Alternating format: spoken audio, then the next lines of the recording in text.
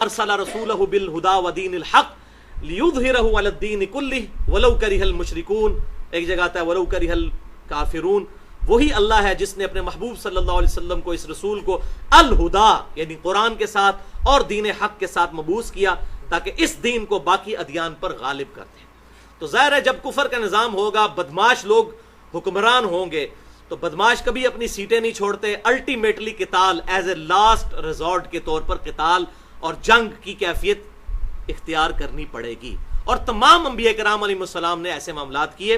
लिहाजा आज के ज्यूज और क्रिश्चियंस जो किताल के ऊपर जो है एतराज करते हैं, तो उसका टेक्निकल जवाब भी आ गया कि भाई आप लोगों ने तो किताल करने से इनकार कर दिया था ना, बनी इसराइल ने मूसा अलैहिस्सलाम को चिट्टा जवाब दे दिया था कि जाओ तुम और तुम्हारा रब जाके लड़े। तो अल्लाह ताला ने उनके ऊपर फिर सख्ती फरमाई, 40 साल तक सहराए सीना के अंदर वो फिरते रहे। सूरह अल-माइदा के अंदर गुजरा है। लेकिन हमारे महबूब सल्लल्लाहु अलैहि वसल्लम को अल्लाह ताला ने जानिसार सहाबा दिए। वहां अल्लाह ताला ने फिरौनियों को समुंदर में गर्क किया, अजाब इस्तिसाल इस तरह आया। लेकिन यहां पर आप सल्लल्लाहु अलैहि वसल्लम के जानिसार सहाबा मौजूद थे, उनके हाथों से अजाब दिलवाया। और आखिरी किस्त जो है वो फतेह मक्का के मौका पर आई, या उसके बाद गज़वा हुनैन समझ लें, वो आखिरी किस्त थी जो मुशरिकीन अरब पर आई। और फिर इंटरनेशनल लेवल पर जो हमारी ये गज़वा तबूक हुई, आप सल्लल्लाहु अलैहि वसल्लम वहाँ पर गए। वो जंग तो नहीं हो सकी, लेकिन इंटरनेशनल लेवल पर आप सल्लल्लाहु अलैहि वसल्लम और मुसलमानों की धाक अल्हम्दुलिल्लाह बैठ गई। लिहाजा ये अज़ाब इस्तिसाल है। ये इस तरीके से नहीं है कि हर मुसलमान उठे और दूसरे काफिर को जो उसको नजर आता है वो कत्ल करना शुरू कर दे। आउट ऑफ कॉन्टेक्स्ट इस हवाले से लोग चीज़ें पेश करते हैं, वो बिल्कुल गलत है। लिहाजा ये सारी मैंने तमहीद इसलिए की ताकि हमें सूरत तौबा इस हवाले से समझ आ जाए। बाकी इंशाल्लाह आज हम सिर्फ 6 आयात कवर करेंगे और उस हवाले से 4 हदीसें, और फिर हमारी ये गुफ्तगू मुकम्मल हो जाएगी। अब जल्दी जल्दी इनको हम पढ़ लेते हैं। बिस्मिल्लाह नहीं पढ़ेंगे, लेकिन आऊज़ु बिल्लाहि मिनश शैतानिर रजीम पढ़ने का हुक्म है। आऊज़ु बिल्लाहि समीउल अलीम मिनश शैतानिर रजीम मिन हमज़िही व नफ़ख़िही व नफ़्सिही बराअतुम मिनल्लाहि व रसूलिही। देख लें कितना सख्त अल्फाज ही देख लें। अल्लाह और उसके रसूल की तरफ से कता ताल्लुकी है, ऐलान बरात है। इल्लल्लज़ीना आहदतुम मिनल मुशरिकीन, उन मुशरिकीन के साथ जिनके साथ तुमने अहद किया हुआ था। बस अब अहद खत्म। क्यों? मुसलमानों का पलड़ा हो चुका है भारी। इन्होंने यूनिलैटरली सुलह हुदैबिया जो मुसलमानों का मुआहदा हुआ था मुशरिकीन के साथ, उनके एक कबीले ने तोड़ दिया। अल्लाह ताला ने फरमाया अब हम इस मुआहदे को आगे प्रोसीड नहीं करेंगे, ये सारा मुआहदा अब खत्म, क्योंकि उन्होंने खुद तोड़ा है। अब आगे इसको रिन्यू नहीं किया जाएगा, क्योंकि रिन्यू करने का मतलब यह था कि कुफर को फिर जमा होने की जो है मोहलत दे दी जाती है। तो ऐलान कता ताल्लुकी है, ऐलान बरात है अल्लाह और उसके रसूल की तरफ से उन लोगों की तरफ जिनसे तुम्हारा अहद था मुशरिकीन में से। फसीहु फिल अर्दी अरबाता अशहुर, तो ए मुशरिको अब 4 महीने का अल्टीमेटम है। जमीन में चल फिर सकते हो तो फिर लो। वालमू, और तुम जान लो, अन्नकुम गैरु मुअजिजिल्लाह, अल्लाह ताला को तुम आजिज नहीं कर सकोगे।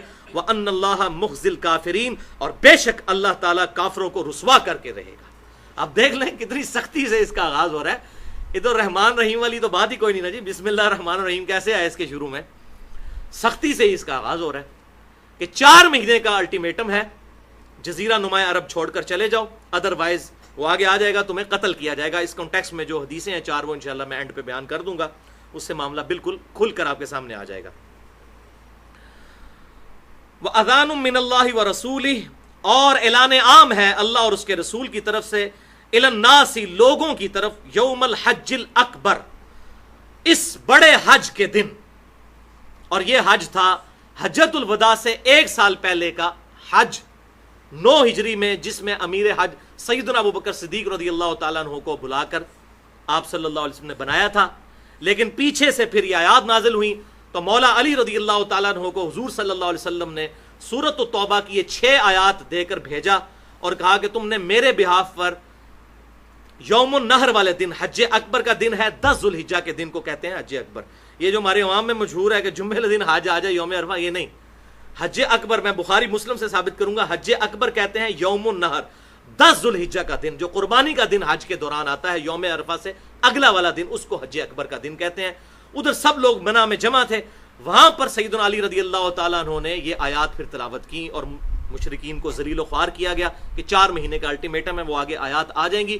چونکہ مشرکین عرب میں یہ چیز تھی کہ جو بھی قوم کا لیڈر یا سردار ہوتا تھا اس کا قریبی رشتہ دار اس کی طرف سے وہ اعلان کیا کرتا تھا، تو آپ صلی اللہ علیہ وسلم کے سب سے قریبی رشتہ دار جو تھے سیدنا علی تھے، اسی لیے مولا علی رضی اللہ تعالیٰ عنہ کو حضور صلی اللہ علیہ وسلم نے کہا کہ اگرچہ امیر حج سیدنا ابوبکر صدیق ہیں لیکن ابوبکر صدیق اس کا اعلان نہیں کریں گے، تم نے جا کر میرے بہاف پر اعلان کرنا ہے۔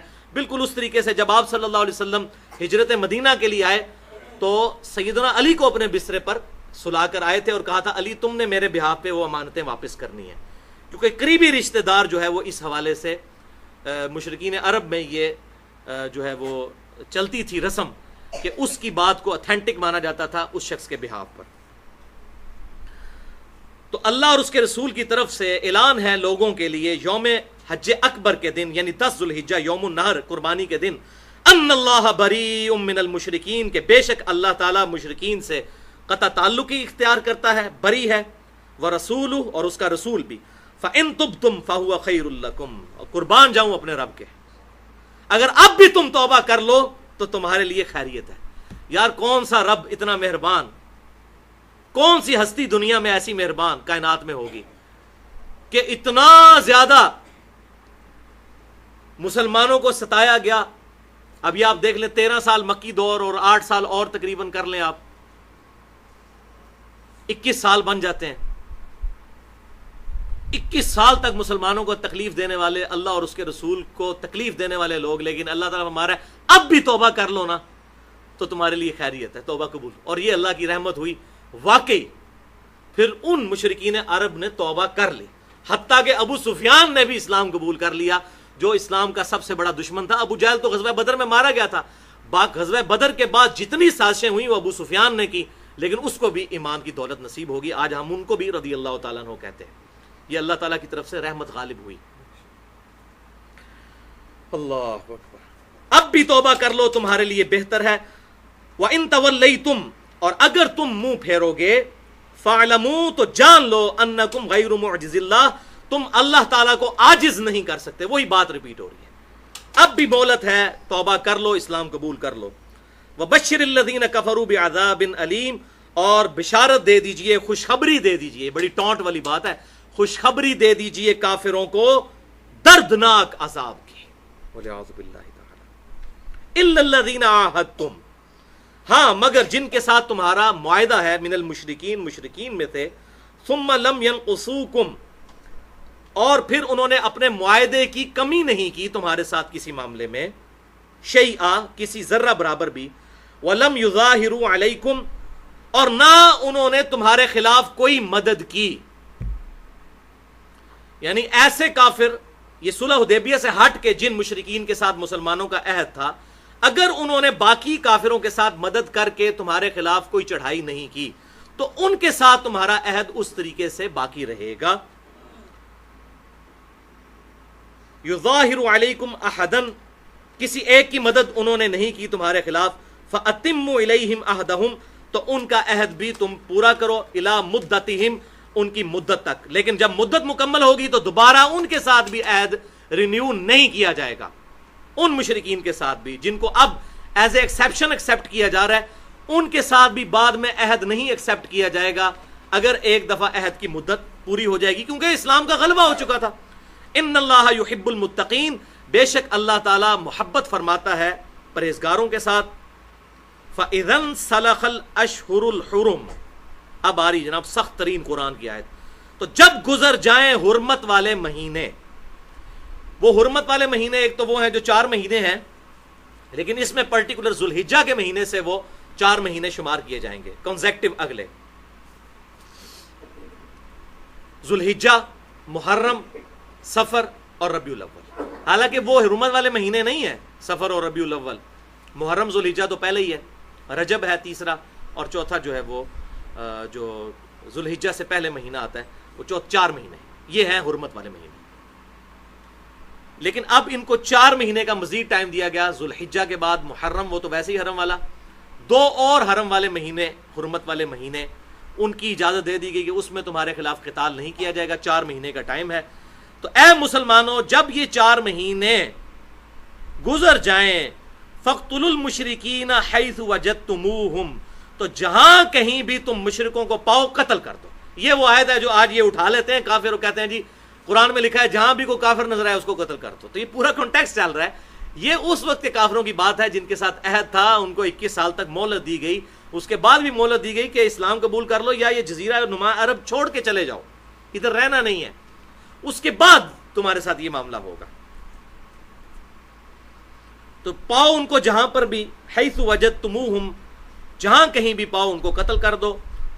وخذوہم واحصروہم واقعدوا لہم کل مرصد، اور انہیں گرفتار کرو، گھیرے میں لے لو اور ان کے لیے دھاک میں بیٹھ جاؤ، جہاں بھی ان کو پکڑو قتل کرنے کے لیے ان کو ساروں کو. اور حتیٰ کہ کچھ لوگ ایسے بھی تھے، اب یہ ایک علیحدہ سے ٹاپک ہے، اس کو میں ایڈریس کروں، کہ جن کے بارے میں آپ صلی اللہ علیہ وسلم نے یہاں تک فرما دیا تھا اگر وہ غلاف کعبہ میں بھی چھپ جائیں تو ان کو وہاں پر بھی قتل کیا جائے. انہی میں سے ایک بندہ تھا، سنن نسائی میں آتا ہے، جس کو حضرت عثمان غنی نے چھپا لیا تھا، اور پھر حضرت عثمان غنی کے خلاف جو بغاوت بلند ہوئی وہی شخص اس کا سبب بنا اور اس کو حضور صلی اللہ علیہ وسلم کے سامنے پیش کر دیا، اور وہ پھر ایک معاملہ ہوا. آپ صلی اللہ علیہ وسلم اس پہ ناراض بھی ہوئے کہ میں نے تو اس کے قتل کا حکم دیا تھا، اس کے لیے تو توبہ کی اب گنجائش نہیں تھی، لیکن حضرت عثمان غنی رضی اللہ تعالیٰ عنہ نے اپنی رشتہ داری کی وجہ سے یہ کیا. اور بعد میں اسی شخص کی وجہ سے مصر میں جو ہے وہ یہ کوئی صبائی فتنہ، یہ تو سب جھوٹ مچایا ہوا ہے ان لوگوں نے. صبائی فتنہ کا تو کہیں پورے حدیث کی کتابوں میں کہیں ذکر نہیں ہے. حضرت عثمان کے خلاف صبائی فتنہ نہیں تھا، وہ تو بعد میں آیا. تو بیسیکلی جو پبلک ریاکشن لوگوں کا آیا تھا تو انہی لوگوں میں یہ بندہ بھی شامل تھا. بہرحال ایک علیحدہ سے ٹاپک ہے. اور اسی میں اکرمہ بن ابی جہل بھی تھے، جن کے بارے میں سنن نسائی میں ڈیٹیل میں آتا ہے کہ وہ پھر جزیرہ عرب چھوڑ کر بھاگ گئے سمندر کے اندر. جب بیچ میں پہنچے تو بھنور کے اندر کشتی پھنس گئی، وہاں سب لوگ اللہ کو پکارنا شروع کر دیا سب نے. تو انہوں نے کہا تم اب اپنے لات منات عزا ان بتوں کو کیوں نہیں پکارتے؟ انہوں نے کہا وہ بت جو ہے خشکی تک ہیں، جب سمندر میں آ گئے نا یہاں پر صرف ایک اللہ کو پکارا جائے گا تو وہ نجات دے گا. وہاں اکرمہ بن ابی جہل، ابو جہل کا بیٹا جس نے اسلام نہیں قبول کیا، عرب کی سرزمین چھوڑ کر چلا گیا.